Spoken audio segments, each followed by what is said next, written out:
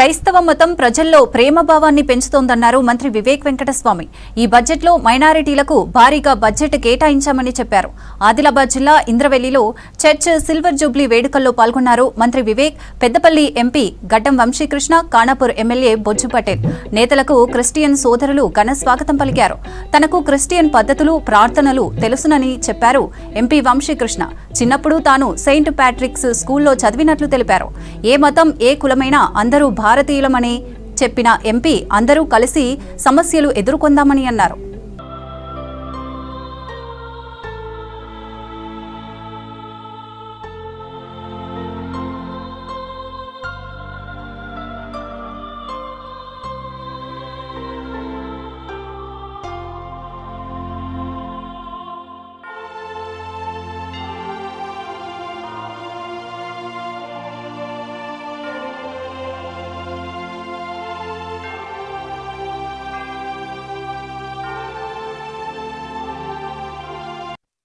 చాలా సంతోషంగా ఉంది ఇక్కడ ఇంతమంది ఈ సిల్వర్ జూబ్లీ సెలబ్రేషన్స్కి పార్టిసిపేట్ చేయడానికి పెద్ద సంఖ్యలో రావడము.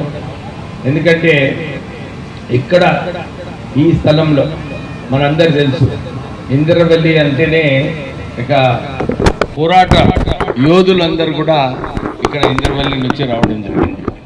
ఇలాంటి సందర్భంలో మనం ఇక్కడ ఒక చర్చ్ పెట్టి ఇక్కడ ఒక సేవాభావంతో ఒక అందరినీ ఇక్కడ ప్రజలకు సేవ అందిస్తూ, ప్రేమ అందిస్తూ వీళ్ళందరినీ ఒక బ్యాలెన్సింగ్ యాక్ట్గా ఇప్పుడే బొజ్జు గారు, వంశీ గారు చెప్పినట్టు ఈ హేట్ పాలిటిక్స్ ఏదైతే నడుస్తుందో దీన్ని ఆపేది అవసరం ఉంది.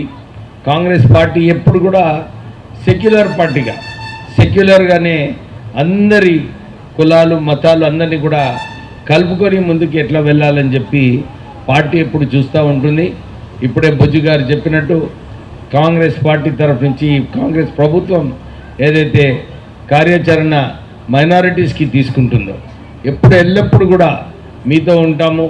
మీకు డెఫినెట్లీ కొత్త కొత్త స్కీమ్స్ ఏదైతే తీసుకొచ్చే అవసరం ఉందో దాంట్లో కూడా ఈ సంవత్సరము మైనారిటీస్కి చాలా మంచి బడ్జెట్ కూడా కేటాయించడం జరిగింది. నెల నెల హోలీ ట్రినిటీ పండుగని జరుపుకుంటారని చెప్పి, హోలీ ట్రినిటీ అంటే the Father, the Son and the Holy Spirit. నేను కూడా చిన్నప్పుడు సెయింట్ ప్యాట్రిక్ స్కూల్లో చదువుకునే నాకు అవకాశం దక్కింది. 3వ తరగతి వరకు నేను సెయింట్ ప్యాట్రిక్స్లో చదువుకున్నాను హైదరాబాద్లో.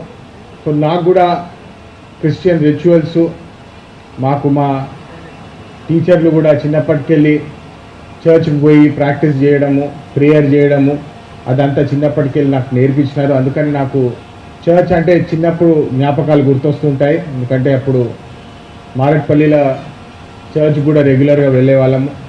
ఇప్పుడే బొజ్జు గారు చెప్పినట్టు మనం అందరం చూస్తున్నాము దేశవ్యాప్తంగా పరిస్థితులు ఎట్లా మారుతున్నాయి, తీర్చిదిద్దుతున్నారు. మళ్ళా 70-80 సంవత్సరాల నుంచి ఏదైతే సెక్యులర్గా అందరం కలిసికట్టుగా దేశవ్యాప్తంగా మనము ఏ అంశం మీద కూడా కొట్లాట లేకుండా బతికే పీరియడ్ చూసినాము, తరుణం చూసినాం. కానీ ఇప్పుడు ఈరోజు మనము చిన్న చిన్న మిస్అండర్స్టాండింగ్స్ వలన విభేదాలు వస్తున్నాయి, కొట్లాడుకుంటున్నాము.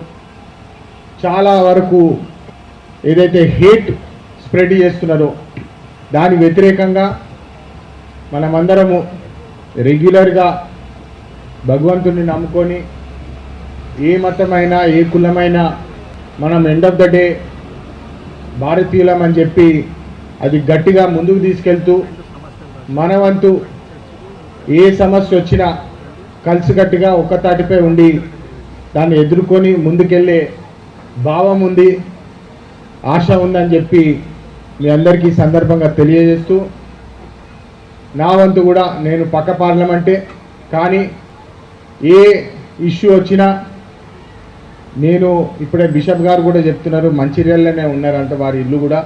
ఖచ్చితంగా నేను వస్తాను సార్ మీ దగ్గర కూడా, మీ బ్లెస్సింగ్స్ కావాలి. మరి ఇంకెన్ని మంచి అభివృద్ధి బాటలో వెళ్ళే ప్రయత్నము నేను ఎల్లప్పుడూ చేస్తూ ఉంటాను. మీ ఆశీర్వాదం కూడా ఎల్లప్పుడూ మాతో ఉండాలని చెప్పి కోరుతూ